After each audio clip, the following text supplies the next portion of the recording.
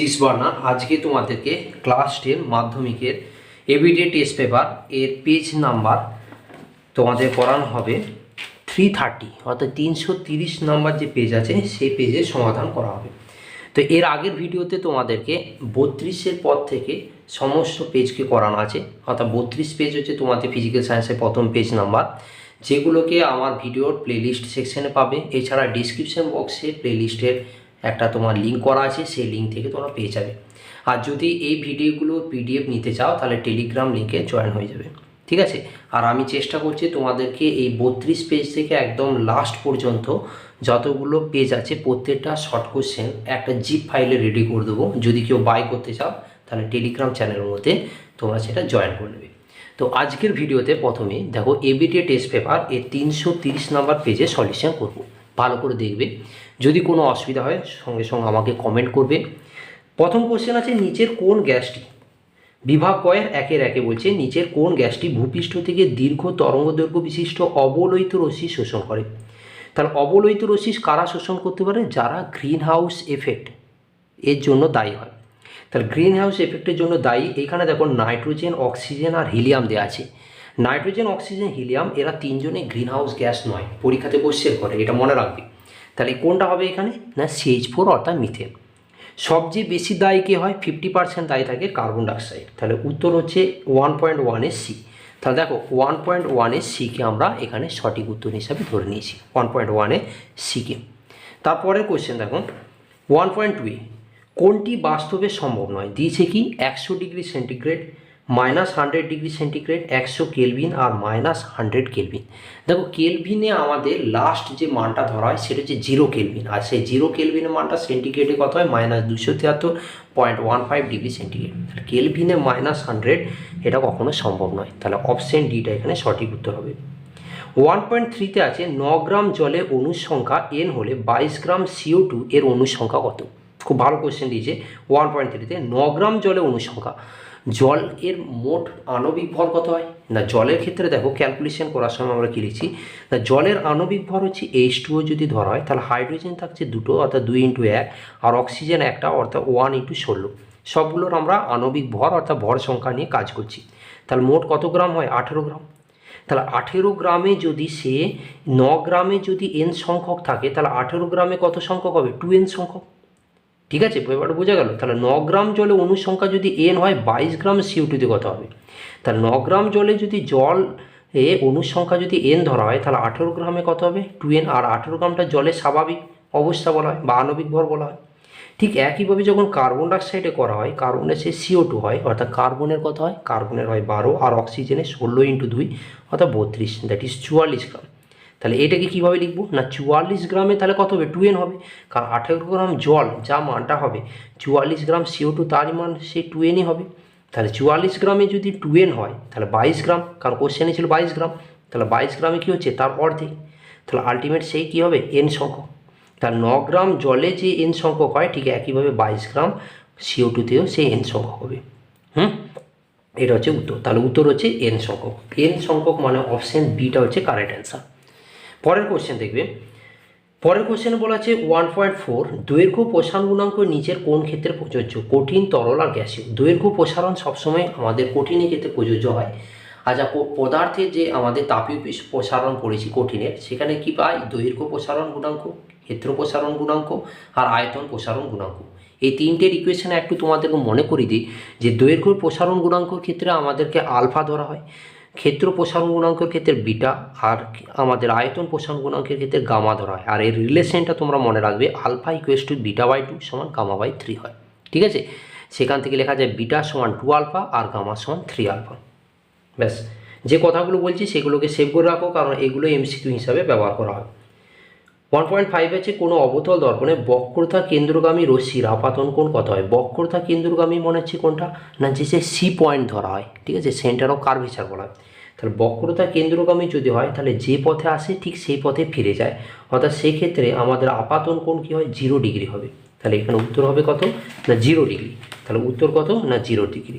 বক্রতা কিন্তু কোন পজিশনটা হয় বলো তো? একবার দেখো, অবতল দর্পণ যদি আমি আঁকতে শুরু করি তাহলে এইখানটাকে আমাদের মেরু বলা হয়, এটা হচ্ছে ফোকাস, আর ঠিক সম দূরত্বে এখানে তৈরি হয় বক্রতা কেন্দ্র। ও থেকে এফ যতটা দূরত্ব ধরা হয়, এফ থেকে সি বা সি থেকে এফ সমান দূরত্ব। তো কোনো আলোকরশ্মি যদি বক্রতা কেন্দ্র হয়ে আসে তাহলে যে পথে আসে সেই পথে ফিরে যায়। তাহলে এখান থেকে কত অ্যাঙ্গেল পাওয়া যাচ্ছে? এখান থেকে আপাতন কোণের মানটা আমাদের 0 ডিগ্রি হিসাবে ধরা হবে। এটা হচ্ছে ব্যাপার। তাহলে অবতল দর্পণের বক্রতা কেন্দ্রগামী রশ্মির আপাতন কোণের মানটা হয় 0 ডিগ্রি। ব্যাস, এরপরে নেক্সট জায়গাটা দেখো। নেক্সট বলা আছে যে বিচ্ছুরণের ক্ষেত্রে সঠিক ক্রম কোনটি? সেখানে আছে smaller of capital R is greater than smaller of capital B. মনে রাখবে, বিচ্ছুরণ যখন হয় সেখানে লালের তোমার প্রতিসরণ কোণটা বেশি হয় ভায়োলেটের তুলনায়। সেটা যে কাঁচ মাধ্যমের ক্ষেত্রে তোমরা একটা ইকুয়েশনে পেয়ে যাবে। তাহলে এখানে উত্তর হবে অপশন এটা। তাহলে 1.6 অপশন এটা কারেক্ট অ্যান্সার। 1 কুলম্ব আধানে ইলেকট্রনের সংখ্যা কত? খুব রিপিটেড কোশ্চেন হিসাবে ধরা হয়। সূত্র কি হবে সেটা একবার বলে দিই। এখন দেখো, 1 কুলম্ব আধানে কিন্তু ইলেকট্রনের সংখ্যা হয় 6.25 × 10⁻18 কুলম্ব। তুমি বলবে কিভাবে হয়? না, হওয়ার কারণটা হচ্ছে তোমাদেরকে এখানে রাফটাতে দেখিয়ে দিচ্ছি কিভাবে হয়। দেখো, কিউ সমান হয় প্লাস মাইনাস এনই, এটা হচ্ছে সূত্র। যেখানে কিউটা হচ্ছে আধান, এনটা হচ্ছে ইলেকট্রনের সংখ্যা, আর ইটা হচ্ছে ইলেকট্রনের চার্জ বা আধান। তাহলে এখান থেকে এন সমান কত হয়? কিউ বাই ই। এবার 1 কুলম্ব বলেছে মানে কিউয়ের জায়গায় 1, আর ইলেকট্রনের চার্জ কত হয়? 1.6 × 10⁻90। তুমি যদি এটা ক্যালকুলেশন করো তাহলে আসবে দেখবে 6.25 × 10⁻18। আর যদি 6.25 না আসে তুমি দেখবে 0.625 থাকবে, আবার সেখানে 10⁻90। কিন্তু এইভাবে তোমাদের কোনো অপশন মিলছে না, তার কারণে 6.25 × 10⁻18টা এখানে কারেক্ট অ্যান্সার। তাহলে সূত্রটা দেখে নাও কীভাবে সূত্রটা করানো হয়। তাহলে এই জায়গাতে তোমাদের উত্তর হচ্ছে 6.25 × 10⁻18 কুলম্ব। কোষের তড়িৎচালক বলের একক কি? তড়িৎচালক বল আর বিভব প্রভেদ এদের দুজনের একক একই হয়। তাহলে এককটা কী হবে না ভোল্ট। তাহলে অপশন সিটা কারেক্ট অ্যান্সার। তারপরে কোশ্চেন আছে নিচে রশ্মিগুলি অর্থাৎ 1.9 মধ্যে গ্যাসকে আয়নিত করার ক্ষমতা কোনটি সবচেয়ে বেশি হয়? আলফা, বিটা আর গামা। দেখবে আয়নন ক্ষমতা সবচেয়ে বেশি কার হয়? আলফা। আর ভেদন ক্ষমতা সবচেয়ে বেশি কার হয়? গামা। তাহলে এখানে উত্তর হবে কি আয়নন শক্তি বলেছে, তাহলে আলফাটা কারেক্ট অ্যান্সার। তাহলে দেখো 1.9 কারেক্ট অ্যান্সার কী করা আছে? আলফা। 1.10 অর্থাৎ 10-এর কোশ্চেন বলা আছে 2 নম্বর পর্যায়ে তীব্র জারণধর্মী মৌলটি হলো। জারণধর্মী মানে কি? যে যত বেশি ইলেকট্রন গ্রহণ করে সে তত বেশি জারণ হবে। আর খেয়াল করবে জারণ কারা হয়? সাধারণত অধাতুরা হয়। এখানে যতগুলো নাম দিয়েছে প্রত্যেকটাই অধাতু। তাহলে অধাতুর হিসাবে সবচেয়ে ডান দিকে কি আছে না ফ্লুরিন। তাহলে তার জন্য এখানে উত্তর হবে F2। হ্যাঁ, এরা সবাই কি অবস্থাতে আছে? এরা সবাই আমাদের একটা অধাতুর হিসাবে আছে, আর এই অধাতুতে এখানে ফ্লুরিনটা হচ্ছে সবচেয়ে তীব্র জারণধর্মী হিসাবে ধরা হয়। তার উত্তর হচ্ছে 1.10 সিটা। সমযোজী বন্ধন দেখা যায় কোন অণুতে? সমযোজী বন্ধন কাদের হয়? সমযোজীর মধ্যে যারা ইলেকট্রন শেয়ার করে, নট ডোনেট করে। তাহলে ইলেকট্রন শেয়ার মানে কাদের মধ্যে? যে calcium chloride, magnesium chloride, sodium chloride, এরা তিনজনে কি? এরা তিনজনে হচ্ছে তড়িৎযোজী, কারণ এখানে আধানে ডোনেট হয় অর্থাৎ গ্রহণ বর্জন হয়।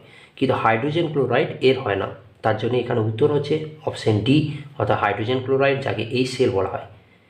আর একটা জিনিস মনে রাখবে, তরল HCl যদি বলা হয় বা গলিত HCl তখন সেটা কিন্তু তড়িৎযোজী হয়ে যায়। 1.12তে জলীয় দ্রবণে একটি মৃদু তড়িৎ বিশ্লেষ্য হচ্ছে। মৃদু তড়িৎ বিশ্লেষ্য কারা হয়? না যারা খুব কম পরিমাণে আয়ন উৎপন্ন করে। এখানে H2SO4 খুব ইম্পর্টেন্ট, কারণ তীব্র আমাদের অ্যাসিড হিসাবে ধরা হয়। NaCl খাদ্য লবণ, এটাও তীব্র লবণ হিসাবে ধরা হয়। NOH তীব্র ক্ষার, সোডিয়াম হাইড্রোক্সাইড। CH3COOH এটা হচ্ছে অ্যাসিটিক অ্যাসিড বলা হয়, এটা মৃদু আমাদের অ্যাসিড হিসাবে ধরা হয়। তাহলে এ কি না জলীয় দ্রবণে খুব কম পরিমাণে আয়ন তৈরি করে। তাহলে অপশন সিটা এখানে কারেক্ট অ্যান্সার। 1.13তে আছে সদ্য পশুর নাইট্রোপোসাইড দ্রবণে H2S গ্যাস চালনা করলে দ্রবণে বর্ণ হয়। এই কোশ্চেনটা খুব রিপিট কোশ্চেন হচ্ছে। সদ্য পশুর নাইট্রোপোসাইডে H2S চালনা করলে কালারটা হয় বেগুনি। ঠিক আছে, এই জায়গাটা ভালো করে রেডি করবে, এই কোশ্চেনটা প্রচণ্ড পরিমাণে রিপিট হচ্ছে।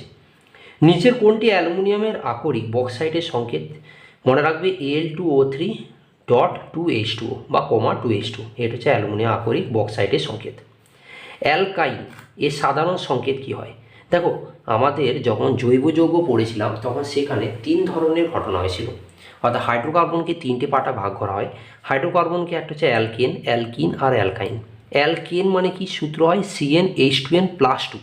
অ্যালকিন হলে CnH2n, আর অ্যালকাইন হলে CnH2n-2 হয়। অ্যালকেনে সিঙ্গেল বন্ড, অ্যালকিনে ডবল বন্ড, আর অ্যালকাইনে ট্রিপল বন্ড কাজ করে।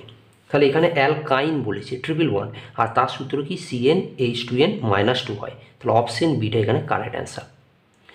এবার বিভাগ ফতে দেখো, তাহলে এই যে যতগুলো কোশ্চেন বললাম সেইগুলো সব সলিউশন কিন্তু এখানে দেওয়া আছে। আর যদি এটা তুমি PDF নিতে চাও তাহলে তুমি আমার টেলিগ্রাম চ্যানেলে জয়েন হয়ে যাও। আর আমি চেষ্টা করছি একদম 32 থেকে একদম শেষ পর্যন্ত সমস্ত যে শর্ট কোশ্চেনগুলো আছে তার একটা জিপ ফাইল রেডি করে দিতে, তাতে তোমাদের উপকৃত হবে। আর যদি তোমরা সেটা বাই করতে চাও তাহলে টেলিগ্রাম চ্যানেলে পেয়ে যাবে, কারণ তোমাদের সামনে এক্সাম আছে, খুব তাড়াতাড়ি রিভিশন করার জন্য উপকৃত হবে। তো এরপরে আমাদের 1.15 পর 1.16 অর্থাৎ 1.16 তো নেই, এরপর বিভাগ খ আছে। তাহলে বিভাগ ঘয়ের প্রথম কোশ্চেন দেখো, বিভাগ ঘয়ের প্রথম কোশ্চেন আছে 2.1 বায়ুমণ্ডলে কোন স্তরে কৃত্রিম উপগ্রহ চলে বা কৃত্রিম উপগ্রহ থাকে। তাহলে এক্সোস্ফিয়ার স্তরে থাকে কৃত্রিম উপগ্রহ। তাপন মূল্যর এসআই একক কী হয়? Joule per KG. তাপন মূল্যর এসআই একক কী হয়? Joule per KG. সিজিএস যদি বলা হয় তাহলে তখন হচ্ছে কি আর পার ক্যালোরি, আর পার গ্রাম। তাহলে জুল পার ক্যালোরি আছে, আর কেজি হচ্ছে, আর এখানে হচ্ছে এটা হচ্ছে সিজিএস। সিজিএস হবে কত না আর পার গ্রাম, আর এটা হচ্ছে জুল পার কেজি। আর ব্যবহারিক যদি বলা হয় তাহলে সেটা হচ্ছে কিলো জুল পার কেজি, এটা হচ্ছে ব্যবহারিক হিসাবে ব্যবহার করা হয়। বায়োগ্যাসের মূল উপাদান বলা আছে, দেখো বায়োগ্যাসের মূল উপাদান কী হয়? মিথেন। উপাদানগুলি কী কী বলেছে, একটা নয়, তাহলে সেখানে মিথেনটা প্রথমে দেবে, তারপরে জলীয় বাষ্প এবং কার্বন ডাইঅক্সাইড। তারপরে 2.3-তে আছে কী শর্তে বাস্তব গ্যাস আদর্শ গ্যাসের ন্যায় আচরণ করে। 2.3-তে দেখো কী শর্তে বাস্তব গ্যাস আদর্শ আছে, নিম্ন চাপ এবং উচ্চ উষ্ণতা। এই কোশ্চেনটা খুব রিপিট করছি। তা নিম্ন চাপ এবং উচ্চ উষ্ণতায় বাস্তব গ্যাস আদর্শ গ্যাসের ন্যায় আচরণ করে। আদর্শ গ্যাসের রাশিমালাটা কী হয় একটু মনে করে দিই। পিবি সমান কী হয়? এনআরটি, যেখানে পি চাপ, ভি আয়তন, এন হচ্ছে মোল সংখ্যা, আর হচ্ছে সর্বজনীন গ্যাস ধ্রুবক, আর টি হচ্ছে পরম উষ্ণতা বলা হয়। ঠিক আছে। আর একটা জিনিস এখানে মনে রাখবে, কোনো গ্যাস আদর্শ রূপে আচরণ করতে পারে না, বাস্তবে সমস্ত গ্যাসই বাস্তব গ্যাস হিসাবে ধরা হয়। এরপর একটা ম্যাথ প্রবলেম আছে, সেই ম্যাথ প্রবলেম হচ্ছে 2.4-এ এসটিপিতে 64 গ্রাম অক্সিজেনে এবং 22.4 লিটার কার্বন ডাইঅক্সাইডের অণুর সংখ্যার অনুপাত কত? ভালো কোশ্চেন করেছে এটা, এটা একবার দেখে নাও। এসটিপির পুরো নাম মনে রাখবে স্ট্যান্ডার্ড টেম্পারেচার অ্যান্ড প্রেসার। আর এসটিপিতে যে কোনো গ্যাসের আয়তন হয় 22.4 লিটার। এখন 64 গ্রাম অক্সিজেনে বলেছে, দেখো অক্সিজেনের ন্যাচারাল ভ্যালু কত হয়? অক্সিজেন হয় 32 গ্রাম। কত হয়? 32 গ্রাম। তাহলে এখানে কি বলেছে? 64 গ্রাম। তাহলে 32 গ্রাম অক্সিজেনের অণুর সংখ্যা কত হয়? অ্যাভোগাড্রো সংখ্যক, সেটা হচ্ছে 6.022 × 10⁻23। তাহলে একে কত আর 64তে কত? ক্যালকুলেশন করলে 2 × অ্যাভোগাড্রো সংখ্যা। অ্যাভোগাড্রো সংখ্যাকে এন অফ এ হিসাবে ধরতে পারি, কারণ লাস্টে তো অনুপাত বলেছে, তাহলে এত বড় ভ্যালুটা লিখে লাভ নাই। আচ্ছা, আর কি বলেছে? 22.4 লিটার। যে কোনো গ্যাসের আয়তন কত হয়? 22.4 লিটার। তাহলে 22.4 লিটার CO2 এর অণু সংখ্যা কত হবে? অ্যাভোগাড্রো সংখ্যক। তাহলে সেটা কত? এন অফ এ। তাহলে 22.4 লিটার হচ্ছে এন অফ এ, আর 64তে হচ্ছে 2 × এন অফ এ।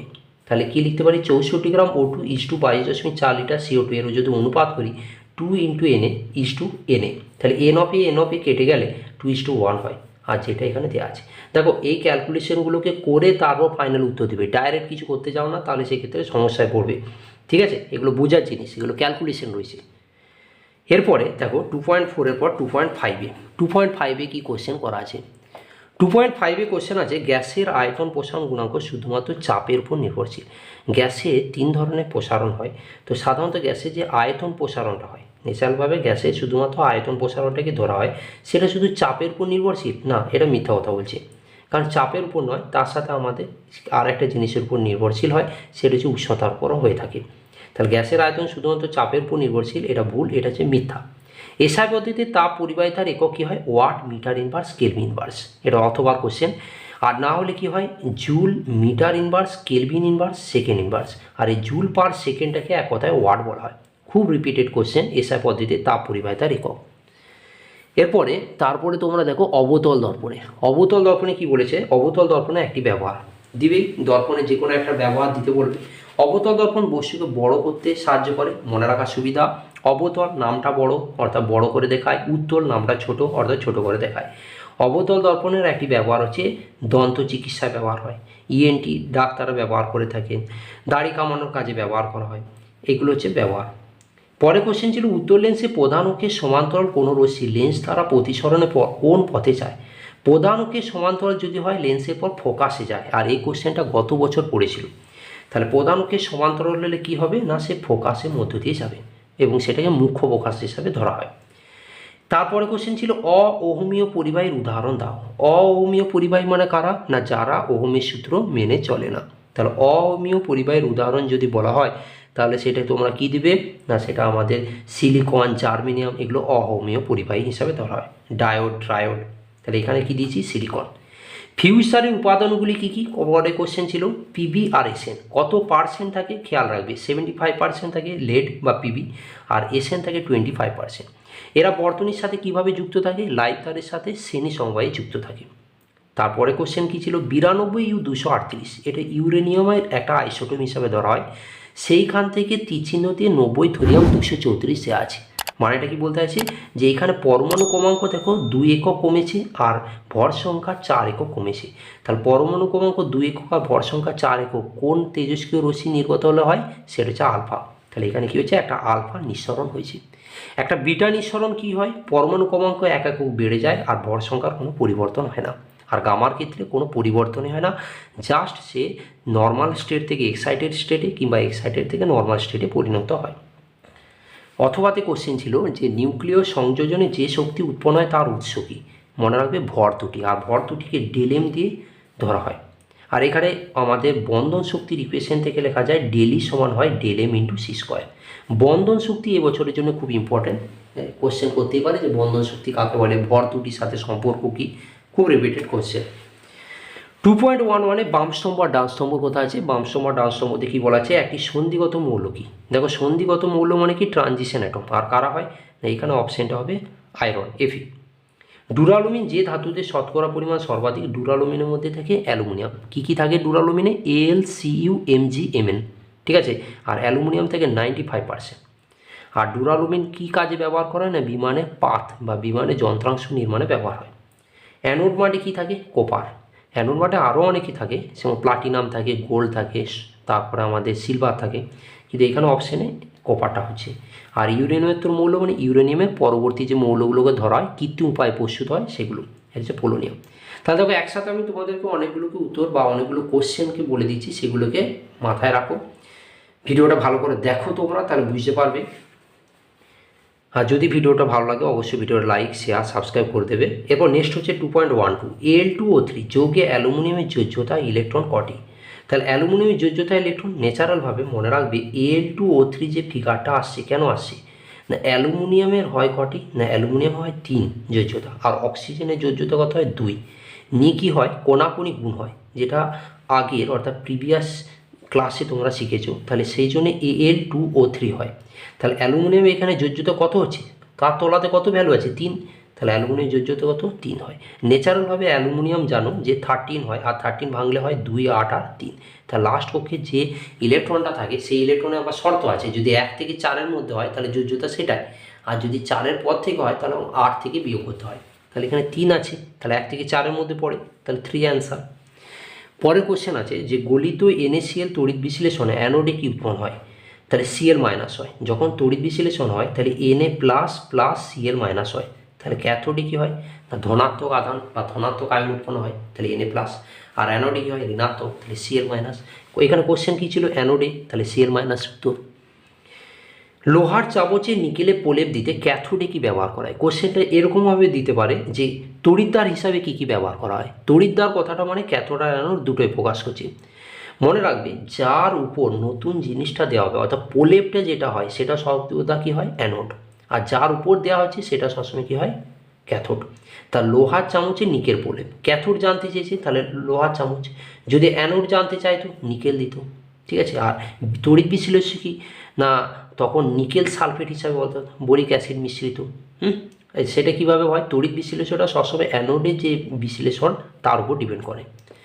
2.13 অথবার পর 2.14 দেখো, 2.14 কী আছে, 2.14 আছে ধাতব পরিবাহীতে তড়িৎ পরিবহন করে কারা না, মুক্ত ইলেকট্রন। পরিবাহীতে তড়িৎ পরিবহন করে মুক্ত ইলেকট্রন।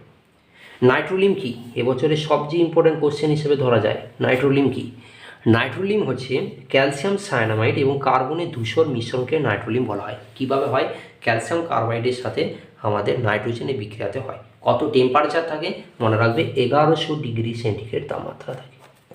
এই জায়গাটা ভালো করে পড়ে নেবে তোমরা। নাইট্রোলিন লা ব্লাঙ্ক বা লে ব্লাঙ্ক এই পদ্ধতিতে এসিএল প্রস্তুতিতে কী কী বিকারক ব্যবহার করা হয়? সোডিয়াম ক্লোরাইড আর H2SO4 ব্যবহার করা হয়। সোডিয়াম ক্লোরাইডের সংকেত কী হয়? NaCl। সোডিয়াম ক্লোরাইড এক ধরনের তড়িযোজী যৌগ, যাকে খাদ্য লবণ হিসাবেও ধরা হয়। এই কোশ্চেনটি খুব ইম্পর্টেন্ট। 2.16 আছে, সিলভার নাইট্রেটের জলীয় দ্রবণে হাইড্রোজেন সালফাইড। হাইড্রোজেন সালফাইডের সংকেত কী হয়? H2S। হাইড্রোজেন সালফাইডের গন্ধ কী হয়? পচা ডিমের মতো। হাইড্রোজেন সালফাইডের বর্ণ কী হয়? বর্ণহীন গ্যাস হয়। হাইড্রোজেন সালফাইড ফেরাস সালফাইড আর H2SO4 বিক্রিয়াতে তৈরি হয় এবং H2SO4টা কীরকম হবে? লঘু। হাইড্রোজেন সালফাইডকে শনাক্তকরণের জন্য কী ব্যবহার করা হয়? লেড অ্যাসিডের সিক্ত কাগজকে ব্যবহার করা হয়। ঠিক আছে, তো এই সিলভার নাইট্রেট জলীয় দ্রবণে H2S চালনা করলে কি কালো বর্ণের অধক্ষেপ পড়ে? না, সেটা হচ্ছে Ag2S, সিলভার সালফাইড। বিক্রিয়া কী হয় সেটা পাশে দেখিয়ে দিয়েছি, পরীক্ষাতে এসব লেখার দরকার নাই, তোমাদের জানানোর জন্য এগুলো করছি। তাহলে সেটি কী হবে? 2AgNO3 plus H2S, Ag2S plus 2HNO3। তীর চিহ্নটার নিচের দিকে দেওয়া আছে, মানে অধক্ষেপ পড়ে। এই যে আইপিএসিটি দিচ্ছে এটা খুব repeated IPAC. CH3COCH3 2.17 question. CH3COCH3 মাঝে যদি CO মূলক থাকে তাহলে জানবে এই কার্যকারী মূলকটা শুধুমাত্র কিটোন বডির ক্ষেত্রে হয়। তাহলে এটা কি হবে? না, এটা হচ্ছে আমাদের প্রোপানন। কিভাবে প্রোপানন ধরবে? কটা কার্বন আছে চয়েস করবে। এখানে দেখো 3টে কার্বন, আর 3টে কার্বন মানে প্রোপ হয়। একটা মানে মিথ, 2 হলে ইথ, 3 হলে প্রোপ, 4 হলে বিউট, এইভাবে ধরতে হয়। তাহলে 3টে হলে প্রোপ, আর তার সাথে কিটোন গ্রুপ আছে মানে ওন বা নোন হয়, তাহলে কী হবে? প্রোপানন। অথবাতে কী আছে? অথবাতে দেখো ইথিলিনের অণুতে H single bond C single bond H, বন্ধন কোণের মান কত? এই বন্ডিংগুলো মনে রাখবি। ইথিলিনকে অ্যাসিটিলিন বলা হয়, আর অ্যাসিটিলিনের ক্ষেত্রে 120 ডিগ্রি হয়। সরি, আমি ভুল বলছি, ইথিলিনকে বলা হয় 120 ডিগ্রি, অ্যাসিটিলিন হলে তখন সেক্ষেত্রে হয় আমাদের 180 ডিগ্রি, আর মিথেন হলে 109 ডিগ্রি 28 মিনিট। ঠিক আছে, মিথেনের ক্ষেত্রে 109 ডিগ্রি 28 মিনিট, ইথিলিনের ক্ষেত্রে 120, আর অ্যাসিটিলিনের ক্ষেত্রে হচ্ছে 180। লাস্ট কোশ্চেন 2.18 একটি প্রাকৃতিক পলিমারের উদাহরণ কি? স্টার্চ, সেলুলোজ, এগুলো হচ্ছে প্রাকৃতিক পলিমার। যতগুলো কোশ্চেন করলাম তার ম্যাক্সিমামটা রিপিটেড। তুমি যদি 32 নাম্বার পেজ থেকে যদি করতে শুরু করো আর শেষ পর্যন্ত প্রত্যেকটা পেজকে যদি দেখে যাও, তাহলে গ্যারান্টেড আমি যে তুমি 36-এর মধ্যে 34 অ্যাটলিস্ট পাবে, এবং প্রত্যেকটার ভিডিও আমি কিন্তু তোমাদের এক্সামের আগে আপলোড করে দেবো। তো আজকে তোমাদেরকে 330 নম্বর যে পেজটা ছিল সেটা সলিউশন করলাম। যদি ভিডিওটা ভালো লাগে অবশ্যই ভিডিওটা লাইক করবে, শেয়ার করবে, সাবস্ক্রাইব করবে, এবং প্লেলিস্ট সেকশনে এর আগে যতগুলো ভিডিও আছে সবগুলোকে তাড়াতাড়ি দেখে নাও, বেশি সময় নষ্ট করো না। আর যদি তোমরা ডাইরেক্ট PDF নিতে চাও পুরো ভিডিওটা, তাহলে সেটা টেলিগ্রাম চ্যানেলে পেয়ে যাবে। তো আজকে ভিডিও এতটা পর্যন্ত, বাই, থ্যাংক ইউ।